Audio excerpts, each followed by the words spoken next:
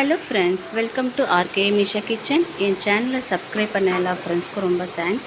இன்றைக்கி நம்ம ப்ரான் தவா ஃப்ரை பார்க்கலாம். பீச் சைடெலாம் இருக்கும் இல்லைங்களா, அந்த மாதிரி ஃப்ரை பீச் சைடெலாம் சேல் பண்ணுவாங்க இல்லைங்களா, அதை விட சூப்பராகவே இருக்கும். அதுக்கு தேவையான பொருட்கள் எடுத்து வச்சுருக்கேன், க்ளீன் பண்ணி வச்சுருக்கேன்.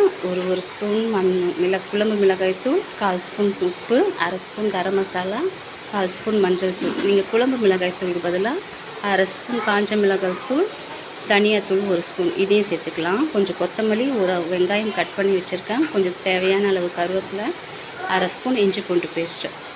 நம்ம இறால இந்த மசாலாஸ்லாம் சேர்த்துக்கலாம் ஃப்ரெண்ட்ஸ். மஞ்சள் தூள், கரம் மசாலா, குழம்பு மிளகாய் தூள், உப்பு, இஞ்சி பூண்டு பேஸ்ட்டு, கொஞ்சம் கருவேப்பிலை, இது எல்லாமே சேர்த்து நல்லா மிக்ஸ் பண்ணிக்கலாம். அந்த பேட்டரை மிக்ஸ் பண்ணிவிட்டு ஒரு 10 நிமிஷம் அப்படியே ரெஸ்ட் விட்டுடலாம் ஃப்ரெண்ட்ஸ். அப்போ தான் மசாலாஸ்லாம் இறால நல்லா சூப்பராக ஊறி இருக்கும், சால்ட்டெல்லாம் இறங்கியிருக்கும்.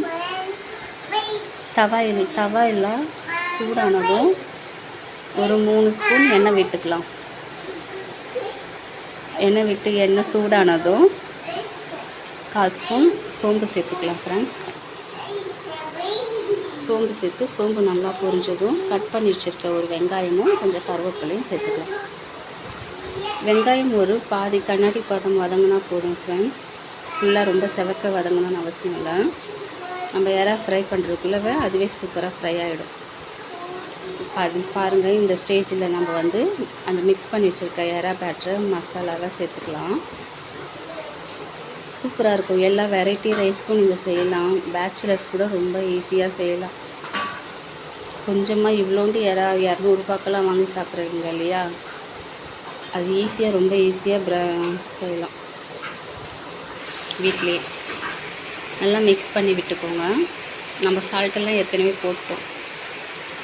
மிக்ஸ் பண்ணி விட்டுட்டு ஒரு அரை நிமிஷம் கழித்து திருப்பி போடுங்க. ஃபிஷ் ஃப்ரைக்கு நம்ம திருப்பி போடுவோம் இல்லைங்களா, அந்த மாதிரி ரொட்டேட் பண்ணி விடுங்க ஒரு 2-3 தடவை.